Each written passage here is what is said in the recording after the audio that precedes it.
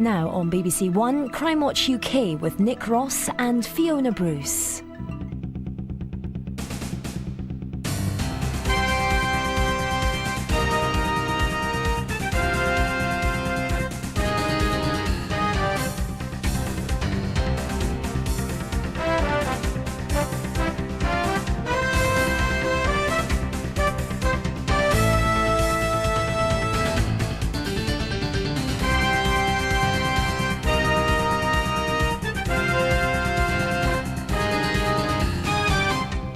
As you may have seen in all the publicity for tonight's programme, there are drawbacks to fame, and one of the most pernicious is this: an obsessional pornographic letter, one of thousands, from the poisoned pen of a man in the northwest of England.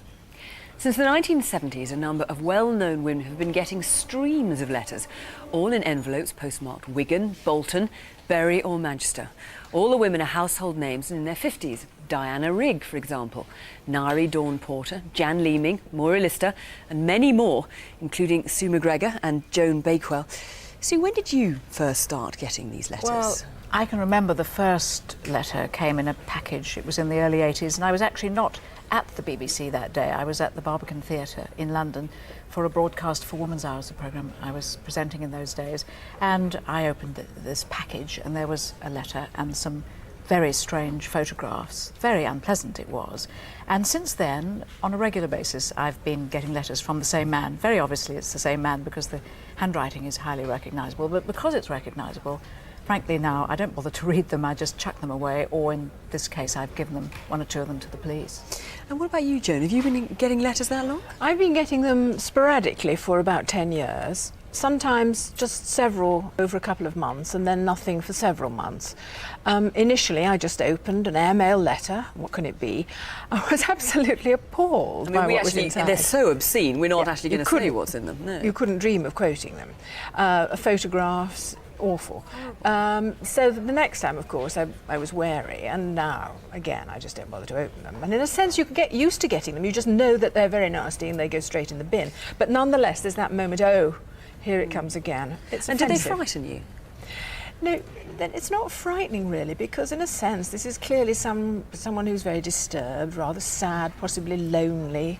They all come from the same area, so it clearly doesn't move around. And it's just offensive. I mean, it really is. It comes into your life and intrudes itself. And that's really dislikable. And if he's watching tonight, maybe, Sue, what would you say to him? Well, I do think it's obviously highly offensive, but it is a form of assault, actually, and it's against the law to send this sort of letter. I mean, you could almost call it stalking by mail. And I would say, look, it's shocking, but we don't bother to read it anymore. So he's wasting his time. He's wasting his time. But there are people, perhaps, who he will target for the first time, who will find this deeply offensive. And he has to stop. I mean, one has to, in a sense, admire his persistence, because he's gone on and on and on. I think there are about 40 or 50 women who get these letters on a regular basis. So some poor man is sitting down writing these letters 12 hours a day. Yes, not doing much else. But it is important that it stops. I mean, we've had enough. We really have had enough. Well, let's see what we can do tonight. Thanks both very much for coming in. Thank you. Keir Hartley is the forensic scientist who's been putting together the details of these letters. You've really worked out some pretty distinctive features of the handwriting. Take us through them. Yes, well, we've been looking at this handwriting for over 18 years now. And in that time, we've noticed a number of features. For example, some of them have remained fairly constant for all that time. For example, the E. It's an E here, for example, in Sue and McGregor, yes, or in the E. It's a sort of bit like a C with a bit on the end. Yes. Another very distinctive letter is the G. Like this one? For example, in stage, yes. Oh, yes, look how the tail goes backwards. That's right. That's fairly common to all of his Gs, isn't it? Yes, it is. It's appearing more commonly, but it's certainly becoming more common in the later forms. And what might people recognise elsewhere in here? Well, we've noticed a tendency over the years towards more stylised forms of letters. For example, he's beginning to construct more and more letters from multi-strokes. For example, the Y, which originally in the early material tended to be from one simple stroke, is now tending to be constructed from 3 strokes, as we can see here. For example, here's one. The end of strictly. 2, 3. Yes. Yep. Yes. Anything else? Well, I'd also like to talk about the A. Oh yes, look, here's one. You can see that it's now tending to a form almost like a reversed S. We're starting to lose that downward stroke on the right side of the letter, and we begin to see a form that's appearing more and more like an S in reverse. Some of them are almost like you'd see in a newspaper, aren't they? Sort of like a printed Times A. They do look a lowercase little like that, but yes. sometimes he loses that, as you say, Yes, and it's just a that's right, backward. just a reverse S. Yes. Like- There's also a tendency now for the appearance of more square forms. If I could draw your attention to London, Oh, yes, the here. O there, or the N. The N, yep. So, next to it there is a D with a tick on it, and we're seeing these ticks appearing on vertical letters. For example, the T as well. So there are a lot of things there that people might recognise. Shirley McGlone, you're investigating this. Sue reckon maybe 40, 50 women are getting these letters. Do you know how many are receiving them? It's impossible to tell at the moment. I initially was the investigating officer that started the inquiry in December last year, following a complaint from an actress working in a West End theatre. And as a result of inquiries into that and liaison with the Forensic Science Lab, it became apparent that we were talking about a vast number of ladies. Following the publicity today, the number's going up and up and up, and we're looking at possibly 50, 60, and maybe more that we don't know about How yet. important is it that women who've been receiving these letters contact you, or have you got all the information you need about No, them? not at all. I think if anybody has been receiving this mail, then it's very important that they do contact us. We will treat it with the strictest of confidence, and we will only release any details with their say-so. OK, and an appeal to the press, incidentally, when people have been victimised, please, even if they find out the names, don't publish them. Except, of course, Sue and Joan were happy to have their names published. Joan getting these at home, that's very, very, very, very frightening. All of these are postmarked from the northwest of England. They're all coming from Manchester, Bolton, what That's correct. It's quite clear if you look at the envelope. The majority of the most recent ones, in fact, are airmail envelopes. Isn't that interesting? Yes. In the earlier years, maybe going back to the 1980s, it wasn't always the case, but it's become apparent recently. Now, postmen may have noticed a lot of these being put in the letterbox. That's airmail. right. And I think Airmail- sometimes they not only say Sue McGregor or what the name is there, they also say actress underneath. That's right. It's an unusual feature that quite often the writer writes the word actress underneath the name. And also the postmarks generally are coming from the northwest of England, the Bury, Bolton, Wigan and Manchester areas. The person we suspect has got some involvement or indeed a great interest in the theatre, because a lot of the women are targeted when they're working on stages in the West End. And he's obviously able to find out where they are, because sometimes on their first night or even on the first rehearsal night, a letter arrives at the theatre. Quite often within a couple of days letters start to begin to be received at the theatre, and we believe that he may be an educated person. He's certainly not illiterate. And I think we're looking for somebody maybe in their 50s, possibly older, because the time period we're talking about is 20 to 25 years. OK, 50s, possibly 60s, handwriting like that, northwest of England. If you think you recognise this writing, if you think you might know who he is, and of course it could be a relative, it could be a neighbour, please let us know. Are you a postman, a postwoman who keeps picking up mail like this? Give us a call, 0500 600 600, or ring 020 7321 8878. Coming up, the woman taken hostage in a building society. I was about to explain what I wanted when he put his arm around me, and I thought, ooh, someone I know, playing a joke. And he just said, fill the bag with money. The racist thug who's so consumed by hate, he doesn't realise he's on CCTV. Hindu! Hindu, idiot! Fucking come out! You bastard! Hindu! Pension, Hindu!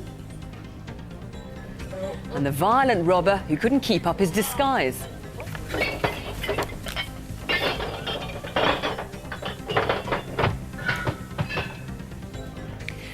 But first, village post offices are at the heart of rural communities throughout Britain. But in North Wales, a gang seems on a mission to shut them down, so terrifying the staff that it's a tribute that all but one of those attacked have stayed open. Tonight, with your help, we hope to put a stop to it.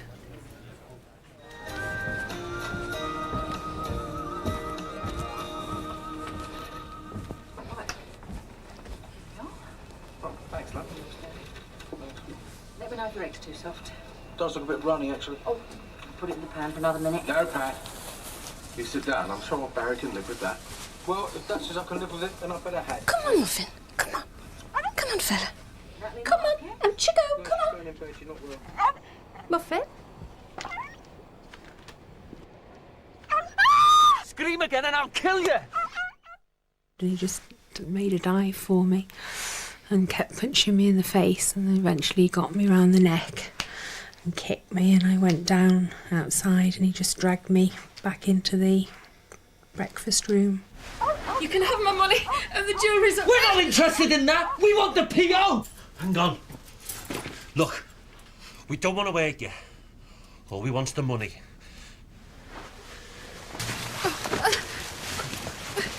The one who got my keys said, when we get to the post office, you will let us in, you will switch the alarm off and open the safe. Get in. Get in!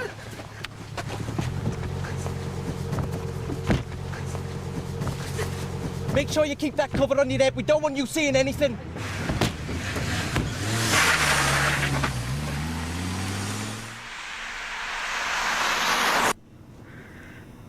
I was terrified. Just couldn't believe it happened, really. I just thought I was in another world. As it was going through my mind, you know, what do I do? And at that stage I also realised that I hadn't got my glasses and that I probably wouldn't be able to switch the alarm off because I wouldn't be able to see.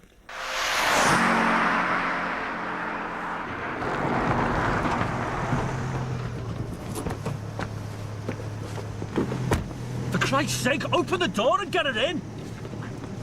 Don't forget that security light when you go in. Get out! Come on! Hurry up!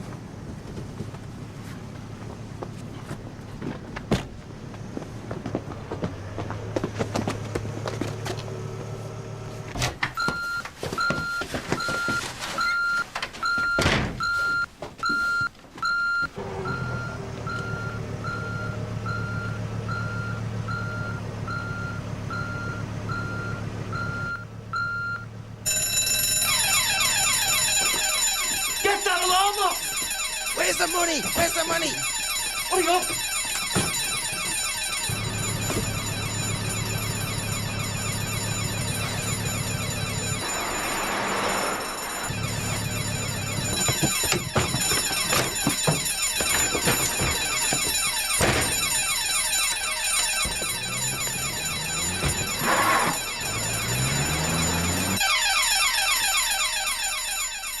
The crime was so unusual, police knew immediately it was a gang that had tried this on 3 times before.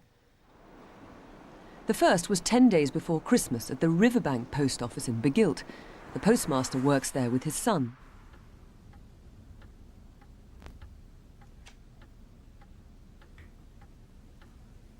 God's sake, son, stop pissing about it. It's not funny.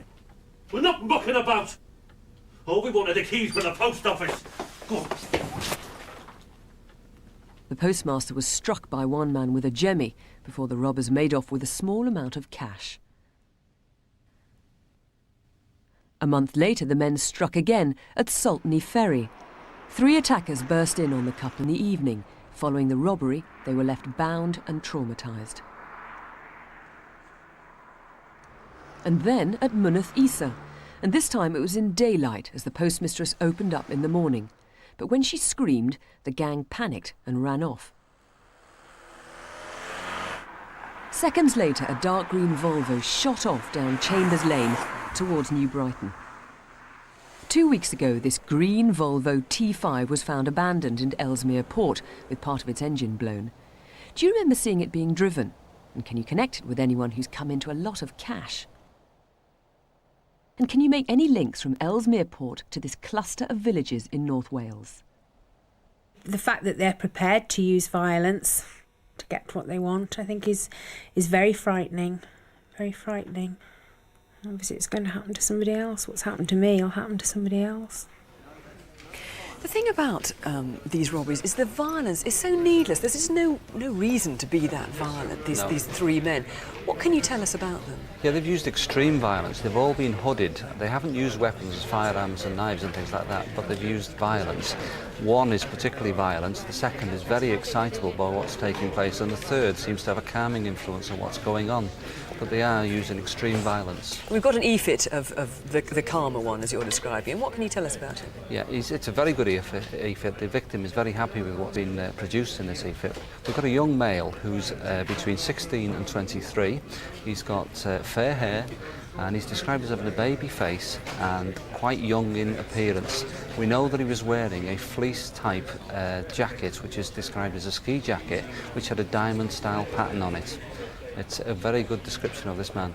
OK, and they all had Merseyside accents, is how you're describing it, yes, isn't it? slight Merseyside accents, which can mean from the Merseyside area, the Wirral, Cheshire, or even parts of North Wales. And the Volvo that they stole, what can you tell us about that? Yeah, the Volvo we're looking for, we found, is a V70 Volvo Estate, dark green in colour. It was stolen on the 28th of January this year from the Chester area, and we recovered it after the last robbery on the 6th of March in Ellesmere Port. We've carried out forensic tests and we've got items off at the forensic lab at the moment, but we're satisfied that vehicle was used in at least 2 of our offences. So what you want to know is where it was between being stolen and recovered. Yes, it's obviously been parked somewhere, maybe on a car park or somebody's drive. It's important to find out where it's been for that period of time, so that may lead us to the offenders. Now you've brought in a cushion cover which is identical. Let's have a look at this. Identical to the one that was used on the First Lady that we showed. Jenny Williams, who's our 60-year-old victim, was when she was taken from her home to the post office at Buckley. This was put over her head, or an identical cushion cover to this was put over her head while she was transported to Buckley. It was taken off her head there, and it's been used probably to carry the money away from the premises. We've not found it at the post office or outside, or even in the vehicle when we recovered the vehicle. It's lying somewhere, maybe in a skip, maybe somewhere else, but we'd like to find where it is, which may lead us to the offenders. OK, not particularly distinctive, but if anyone's seen this cushion cover, you want to hear from them. We certainly do. They should tell you there's a £5,000 reward, and I know the violence in that film was frightening, but do remember that kind of attack on a post office is very rare. Call us here in the studio, 0500 600 600, or the incident room on 01352 752 321. This man, an arsonist. Watch him setting fire to a pile of rubbish at the back of a shop in Bedford just before Christmas. You can see the blaze taking hold, and it went on to destroy the whole building. Quite a crowd gathered. And who is this? Close inspection of the video reveals he may have a deformed or perhaps no ear at all. Was he simply watching the blaze? Please tell us who he is, 0500 600 600, or you can call the incident room direct on 01234 275 332. This is my local pub. It's the Coach and Horses in East Sussex. A month ago, they advertised in a catering magazine, and this man, Paul Yeshka, turned up. The pub landlord decided to give him a try and generously put him up for the night. He went to bed relatively early, and in the morning, first of all, we discovered that he was missing. We then, the first thing happened that we went upstairs and discovered that money was missing. And then, of course, then you start looking and realising that other things were missing as well. And here he is at East Grinstead Station. That backpack must be getting pretty heavy by now. Amazingly, I was telling this story to one of the Crimewatch team, and she told me it had happened at her pub too. This is the Red Lion in Berkshire, where Paul Yeshka was taken on back in September. He was very helpful. He seemed to know what he was talking about. He had good ideas on presentation of different dishes. Yeah, I reckon he was trained. My boss came down and said, "Where's Paul? Is he meant to be working?" I said, "Yeah." So I went up to knocked on his door, no answer, walked in, everything was gone, his rucksack was gone. We looked and we found empty wine bottles. So he must have come downstairs into the bar, took the wine bottles. As I checked for my bicycle, I found out that it was actually missing. We looked around, we couldn't see it anywhere. Have a look at him again. Is he in your pub tonight? He often says he's just back from Brisbane or Australia, but that's simply part of the deception. If you know where he is, let's cook his goose. Ring 0845 60 70 999. After 2 years, detectives are now pretty sure they're closing in on the killer of a woman in West London. And tonight they've asked us to appeal to Filipinos living in the capital. There's a reward if you can answer the question, who killed Antonia Concordia? She was very pretty and charming, and she has an aura of pleasing people. And whosoever came in her company, they never felt short of respect. Though she was running this restaurant for the last 10 years, at the time of retirement, she will close the restaurant and she will retire with me to Himalayas, which is our dreamland to live and seek peace. Tonette, or Choti to close friends, was the owner of the Tasty Thai in Fulham, West London. The job entailed doing her own shopping, as here at Tesco's in Hammersmith, then on to Quick Save in Fulham and at this butcher's in North End Road. About 5 p.m. that Saturday, several people saw a Thai or Filipino man in the yard at the back of the Tasty Thai. He seemed to be doing exercises. Or was he nervous? Maybe somebody saw him leave down the alley onto Purcell Crescent. Sometime on Saturday afternoon, a notice was put up in the window of the Tasty Thai. It's in quite distinctive writing. The staff were astonished. Saturday is the busiest night of the week, and when one rang to see what was going on, there was someone at the other end. Tonette was stabbed frenziedly, but maybe she knew her killer because there were no signs of forced entry. Curiously, the day after police think she was murdered, a woman was seen letting herself in. She was Oriental, maybe 5'4", and dressed drably. By Monday, Tonette's former husband was really worried, and together with a waiter, they managed to get in. When I went downstairs, I started calling her name Choti, Choti, in a very frantic manner. Then I went to the storeroom and I found the body stained in blood and lying there. At that very moment, emptiness and every energy left me. There was nothing left in me even to walk up the steps. This is one of Antoni's best friends, Beth. Really hoping something will come out of Crimewatch tonight. Who do you think holds the key to this? Who do you think knows something about this? Well, there's a lot of Filipinos out there maybe watching this Crimewatch tonight, and maybe there's a lot of people knows about the incident, about the tragic death of my best friend Antonia. Now, you've written an appeal in the main Filipino dialect. Would you like to read that out to us? Yeah, sure. Si Antonia ay isa kong naging matalik at mabait kong kaibigan. At narito ako ngayong gabi sa Crimewatch para ipaalam sa inyong lahat-lahat na kung sino man ang nakaalam tungkol sa masakit na pagpatay kay Antonia, ako'y humihingi ng tulong sa inyong lahat. At kung sino man ang mayroong impormasyon, kung maaari lamang huwag magdalawang isip na tumawag. There are Filipino speakers in the incident room waiting for your call, and the number is 0207-321-7228. Okay, so ring us here in the studio, 0500 600 600, free call, or if you've heard, the incident room, as Beth has said, 020-7321-7228. I'm sure you've heard the expression, thick as a plank. Well, look at this man. It's intimidating stuff. He's trying to get staff to open up the till. They stand up to him, but eventually have to take refuge, so he can't hit them. Good news for us, he drops his disguise. Know him? This was in Leeds on the 15th of December. Call 0113 241 3685. This is the face of a sex offender, a man wanted for a serious assault in Glasgow, in a church of all places. It's unlikely this is his only offence, and it's very important to catch him.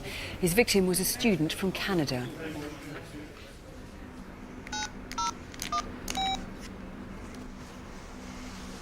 My mother left a message on my mobile that my grandfather had died 2 nights before, on the Thursday. She told me that the funeral was the next day. So I tried to book a ticket, tried really, really hard, you know, to get one for the next morning. But they were going to be really, really expensive, so I couldn't go home. And at that point, I started getting really upset because I just wanted to be there. I asked my mother if she thought that, you know, he would want me to go to a service or something like that, just so I could be kind of in the same place at the same time, and just so that I could remember him in my own way, deal with it in my own way. She thought that he would really appreciate that. So, on a Sunday afternoon 2 months ago, she set off for St Mungo's Church in Glebe Street, Townhead. She passed a couple carrying a small wicker basket, who could have seen something of what happened next. A man in his 20s, who seemed to be hanging about. I was a bit concerned, but I watched him and I thought that he'd left. There's a brief history on one side of the wall, and on the other side there was a listing of the service times and days, and so I was just reading over that to see if there'd be an evening service. Be quiet! What the hell are you doing? And the first thought that went through my head was that it was actually one of my friends, just playing a practical joke or something. Shut up or I'll kill you! Please! I said, please, please, please don't do this. Like, I'm just here because I wanted to find a service for my grandfather. He died. He just looked at me like, you know, with this totally blank expression, like, you really think I care? The assailant was tall, slim, and with a Glasgow accent. He'd punched her in the face and seriously sexually assaulted her inside the doorway to the church. Then he ambled towards Stirling Road and the Royal Infirmary. The student was badly bruised, shocked and in pain, but knew there was a hospital just across the footbridge.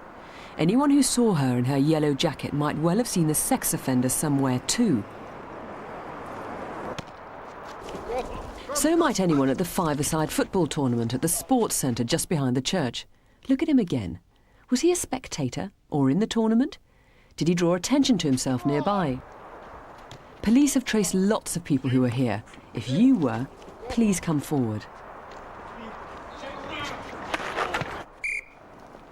Or did you see someone hanging about near the International Christian Centre, half a mile away on St James's Road, about 5:30 p.m. on that Sunday early in February?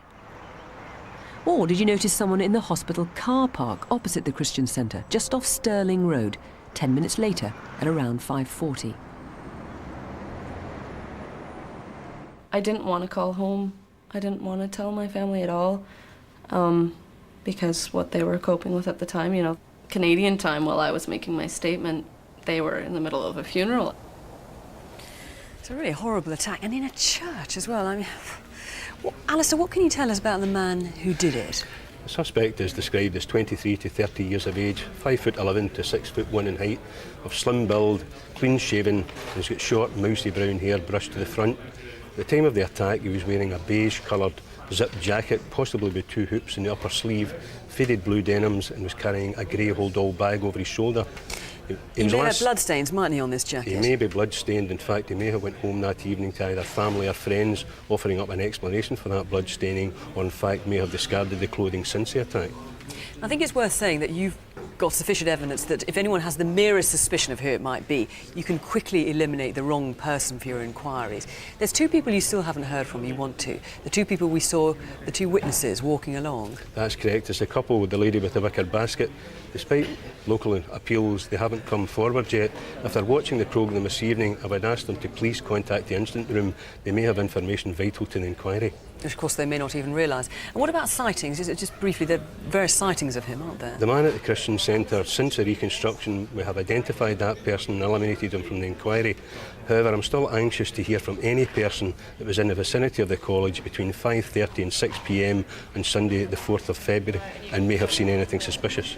OK, well, there are a number of sightings in the car park at the Royal Infirmary. There was a five-a-side football game going on. Lots of people there may have seen him. And just to jog your memory, it was Sunday, the 4th of February. It had been snowing heavily that afternoon. It wasn't the day we were filming. And that evening, the Hearts versus Celtic football match was being televised live. Call us 0500 600 600 or 0141 532 4750. 2 months ago, and a normal day in Peacehaven in Sussex. I was going to try and get a cheque reissued, and I've never ever been in that particular Portman before. I was about to explain what I wanted when he put his arm round me, and I thought, ooh, someone I know, playing a joke. And he just said, fill the bag with money. And it was only when he repeated that and said, I'm not joking, she gets it. And then I felt something at my neck, and I realised that it was for real because the cashier was placing money in the bag that he'd given her. It was quite a big knife then. I actually looked up at the corner and saw that there was a CCTV camera, and I can remember thinking, good, it's being caught on camera. One policeman was very, very kind, and I said to him, please don't be nice to me because I'll cry. What a brave lady. That was a terrifying experience. Call 0500 600 600 or you can ring the incident room on 0845 60 70 999. This month, the Met started a campaign against hate crime, and there have now been over 500 arrests in the capital. Let's make it one more tonight. This man is so eaten up by prejudice that he's oblivious to anything else around him. An Asian family in Hampton, West London, have been targeted for 6 months by 2 men shouting obscenities and causing damage to their home. It's terrifying stuff. Imagine if you or your family had to put up with this. Please ring the Met on 020 7230 4374 and stop this happening. A lot of calls coming in on celebrity poison pen letters. Several women have received letters for years, including one very well-known actress who hasn't reported it before. Many people think they recognise the writing. So far, 9 names, one of whom has previous convictions. 4, in fact now 5 very interesting names for the post office robberies. 2 names for the Bedford arsonist. You can email us at Crimewatch, that's at Crimewatch UK, tcwuk@bbc.co.uk. It's every parent's nightmare. Your child goes out to play just across the road and is snatched by a stranger. It's very rare, but it happened 2 weeks ago to a 6-year-old in a village called Barton under Needwood in Staffordshire. She's still too upset to tell anyone what happened. Our daughter had gone over to see a friend immediately across the road. She'd done all the right things. She told me where she was going. But 10 minutes later, her friend came to ask where she was. I was feeling quite calm to begin with because we live in the sort of environment where children are in and out of each other's houses, and my initial reaction was to find out if she'd gone to someone's house. That took me a good 10-15 minutes. So it wasn't until then that I seriously became worried. Somebody had told me that they had seen her talking to a man in a car, and I was obviously quite panicky by that stage, and I had just started to ring the police when she was brought back. A friend of the family's had seen the little girl looking distressed in Walton-on-Trent, 2 miles from home. She wasn't hurt, but was too upset to say what had happened. She's dealing with it by blanking it out. I think she still carries with her some feeling that she's done something wrong herself. That day, a man was seen cruising around Barton under Needwood in a dark Ford Mondeo hatchback, and another witness saw him there with a little girl. The number plates on his car were false. It wasn't the first time he'd been seen in the village. He alerted suspicion last September. Again, he was using a set of false plates. She started chewing on her clothes, and we've had to get her changed because she's made her jumper or cardigan so wet. We feel very lucky to have her back. It could have been very different. Could have been so much worse, but that poor little girl, I hate to think, what she's been through. Barry, what about the man who took her? What do we know about him? Well, witnesses described the man as being a person aged between 35 and 55 years. He has a distinctive round face, and at the time he was wearing a black woolly hat, and I believe he was wearing that to partly conceal his identity. And is he local, do we know? I'm not sure, we'll keep an open mind, could well be local, but also there are indications that he may travel nationwide. We have linked this inquiry with incidents in Newark and Peterborough to date. So he could come from anywhere, really? Could well do. Now, you found what could be a piece of evidence, a little doll. Yes, about a quarter of a mile outside Walton village, we found a doll at the side of the road. It does interest us. It is known that some paedophiles will use sweets, toys, possibly dollies, to actually entice young children to a car. Doesn't bear thinking about it. Doesn't really, but we're particularly keen to establish the origin of this particular doll, and also to see whether it is linked with our inquiry. And it's not branded particularly, is it? So possibly from a craft shop? There's no brands on it whatsoever. It could be handcrafted. And what about the little girl? She's still not said anything about what happened. Been a very traumatic incident for the 6-year-old girl. She's working through it quite well, settled down back to school life, and we're currently working with a child expert and our child protection team in working towards a second interview with her in due course. Well, I guess you have to go gently with a little girl as small as that. It's a terrible case. If you know anything, I mean, who knows, this man may well have done it before, he may do it again. Call the incident room on 01785 234 953. A year ago, we reconstructed a crime that transfixed the country 19 years previously, back in 1981. It was the killing of a child in Hampshire, Marion Crofts. Last year's appeal prompted 250 offers of help from Crimewatch viewers. Now police have asked us to repeat the reconstruction with some extra information. So what you're about to see are events that happened 20 years ago. Hey! Don't forget this. You can collect your sponsorship money. Sarah, are you ready? We're going to be late. Should you be getting going? Come on, Yeah, I'm love. coming. You know what the parking's like down there. Come on. Oh, Marion, I pumped up your tyres last night, love. All right. Oh, thanks, okay, Dad. Bye. Come on, you two. Bye. I think maybe she was a bit the apple of his eye, being the baby. She was a good pupil at school. Well, wasn't particularly naughty. She was musical, of course. She was quite a serious child. At 14, she decided she was going to be a teacher. I think she'd probably have done it, given the chance. On that Saturday, Marion cycled from her home in Fleet to a school in Farnborough, where she rehearsed with a local youth orchestra. Her route took her along Laffans Road, which runs beside the Basingstoke Canal. Yeah. The area is familiar with generations of soldiers who trained at Aldershot Camp. Many there in 1981 will have known the copse and towpath of Laffans Road well.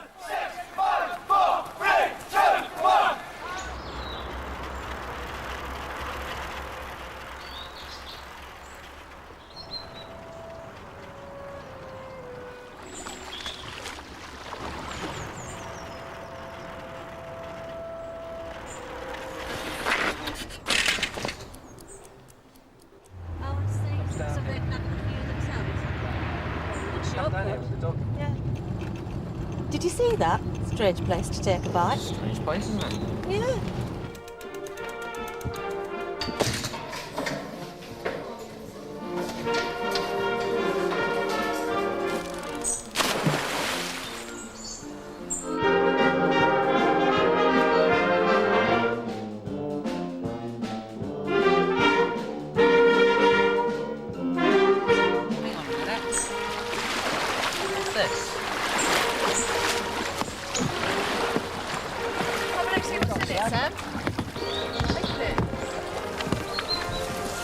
It's a clarinet.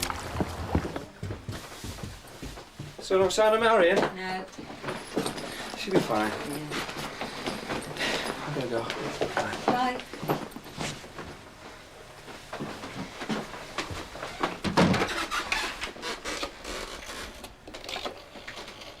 I rang the home of the little girl who would have gone with her. Hello, it's Marion's mum here. Did she come back with you? And her mother said that Marion hadn't been there at all that day. And that was when we got worried. I rang the hospital and asked if a little girl had been brought in who'd sort of come off her bicycle or anything, or been knocked off her bicycle. Something had gone very wrong.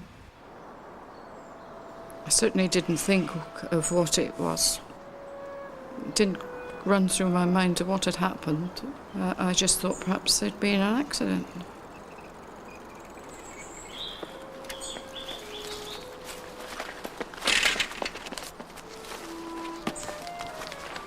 It's Marion's. It's her sponsorship form.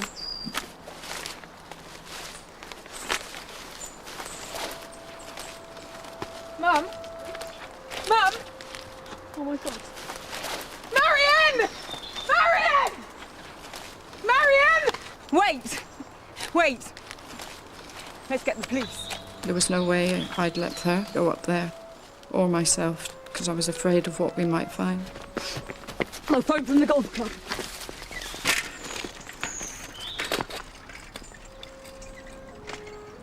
Marion was so well hidden, it took a police dog to locate her. Her body had been camouflaged with brambles and undergrowth. She'd been raped and battered on the head. What in life can be worse? If only I'd taken her that morning. If only I hadn't gone and played cricket. But you have to live with that. Every day.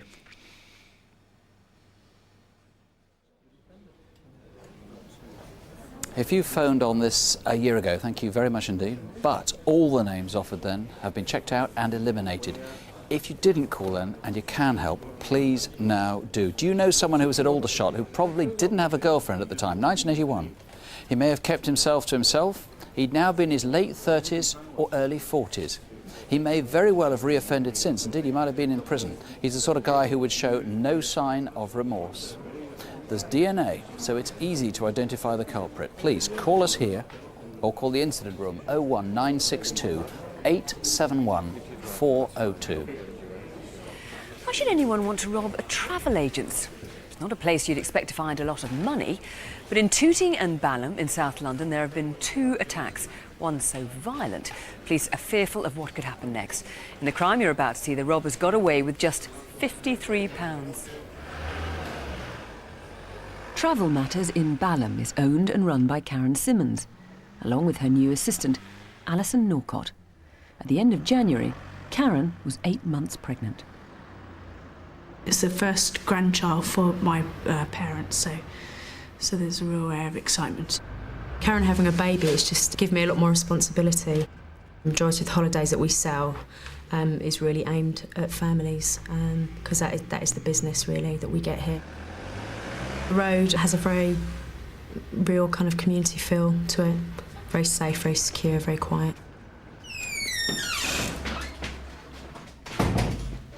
You're travel agents? Yeah. Do you do flats? And they were just really stupid questions. If they didn't know it was a travel agency, what was the purpose of them coming in? My heart sank. I thought, oh, here we go. Here comes trouble. The white guy was just standing there, just staring at me, his eyes transfixed on me. I think they were just sort of playing for time, really. Get in the back! This is a robbery! I was just so scared. I was absolutely speechless. I just thought, oh my God, you know, what's going to happen? Get down! Get down on the floor! I was very scared inside. On your front! I can't get on my front, I'm pregnant. I was incredibly concerned about my baby. And when I saw the knives, I was just thinking, please don't harm this baby. Don't look at me! One of them kicked me on the side of the head here. It was such a shock. That's when I really starting to worry. They just didn't care less. It was just their complete carefree attitudes. Hands together. Keep straight and keep your eyes closed. Where's the safe? There isn't a safe. Where's your bags? Just by the desk. By the desk. The 2 men made off down Blandfield Road with Karen's purse, which was later found in Peckham.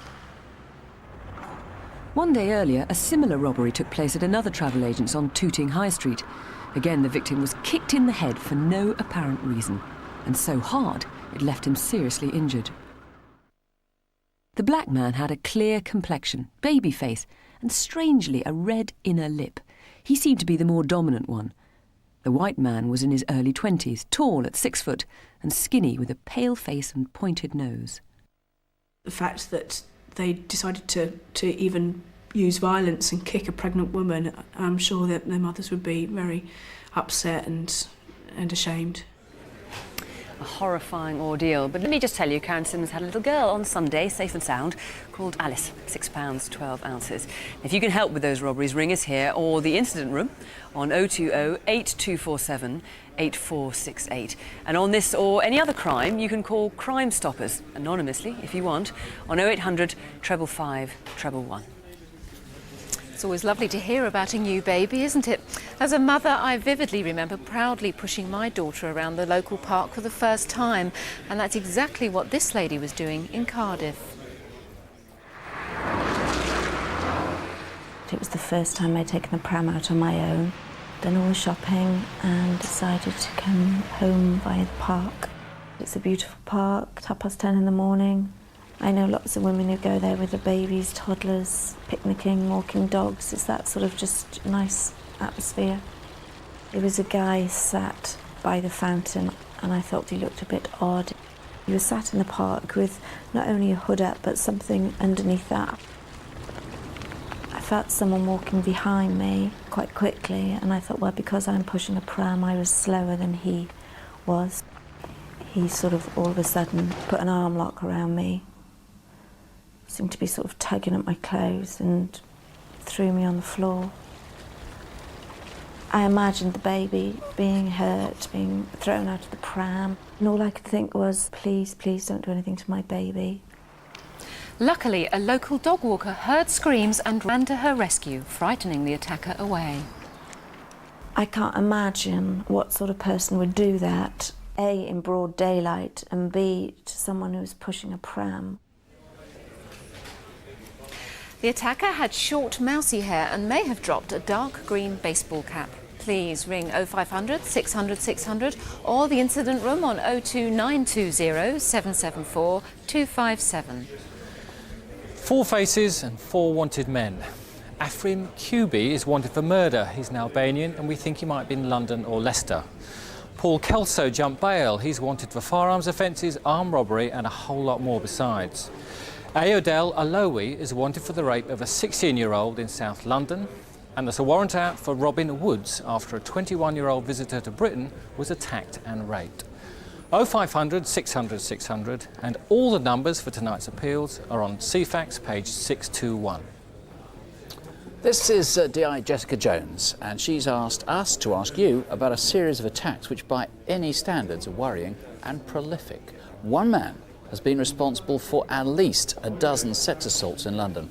Jessica thinks there may be many other women who haven't yet come forward. The first known case was in Kensington last June. The most recent was just 4 days ago. He has 2 approaches. One is that he follows women home, often as they return from work. I just took my normal route home, which I walked every day. Got to the flat probably about 6:30.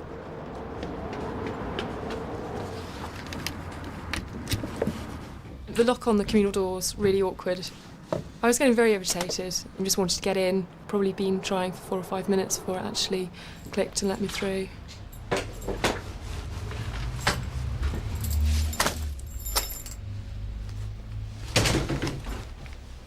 I just thought that this was one of the new tenants. Sorry.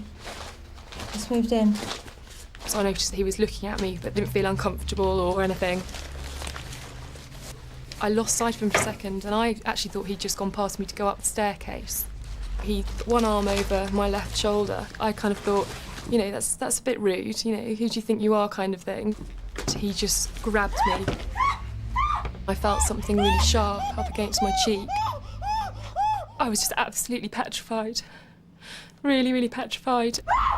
Something just snapped inside me and I've just got to get away. And I turned round and he looked at me as if to say, what's the problem? What have I done? I haven't done anything. And I just remember thinking, how dare you? Because he's invaded my space, he's invaded my privacy, and yet he can stand there as if he's done nothing wrong. He's in his late teens or early 20s. Several people think he looks like a student, and everyone says he seems Thai, Malaysian or Vietnamese. His other approach is to ask women for directions. I just got off the bus. It was around 12:30. I was in a good mood and I didn't notice anybody around me.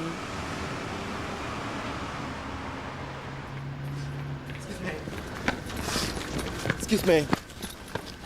Could you tell me the way to Hyde Park Corner? I just don't know where to go. No, they don't help me. I don't want to walk there. It's just my first time. I don't know where to go. He seemed honest and truly helpless. I think it's in this direction, but I'm not absolutely sure. Hang on. Can you draw the wall there? It seemed odd that he wanted me to step away from the road. And at that point, I started being suspicious.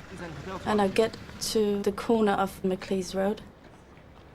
I'm pretending to make a phone call because I don't really feel threatened, but I'm just trying to avoid a confrontation between me and him. Can you just do it? Just draw me the line. Something was wrong, I could just sense it, and then I see what he's actually doing, which is he's masturbating. I panic a little, I just wanted to get away from him. In a way, I feel foolish now. I remember him as a very, very good actor. He was truly helpless, and I really believed that he wanted help. What we haven't shown is that at least one woman has been raped.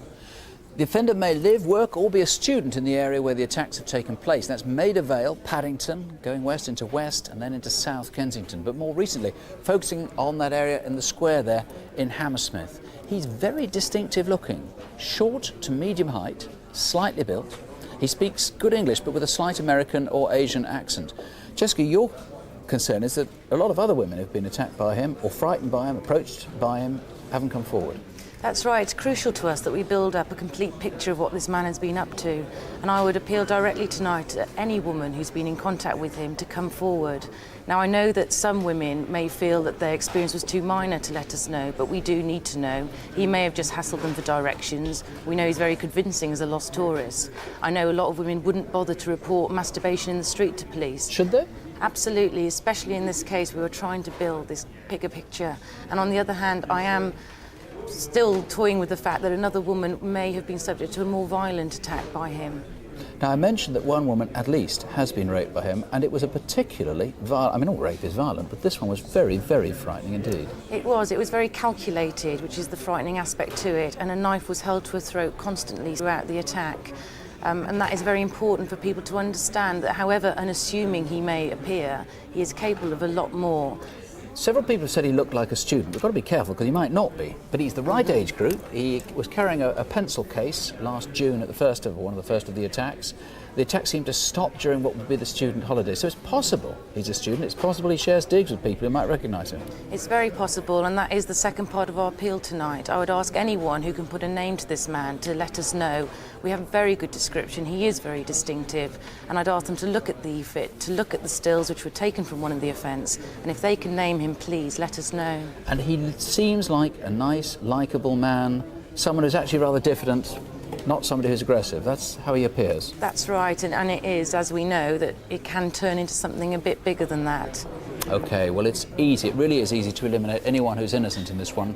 A lot of evidence available, so please don't hesitate. These are very, very serious offences, and of course they could get much, much worse. 0500 600 600 or 020 7321 8502. On this or any other crime, you can speak confidentially to the Victim Support Line on 0845 30 30 900. And join us for Crimewatch Update. That's at 10:35. We say it this month, we say it every month. Abby, mean it. Don't have nightmares, please. Sleep well. Good night. Good night.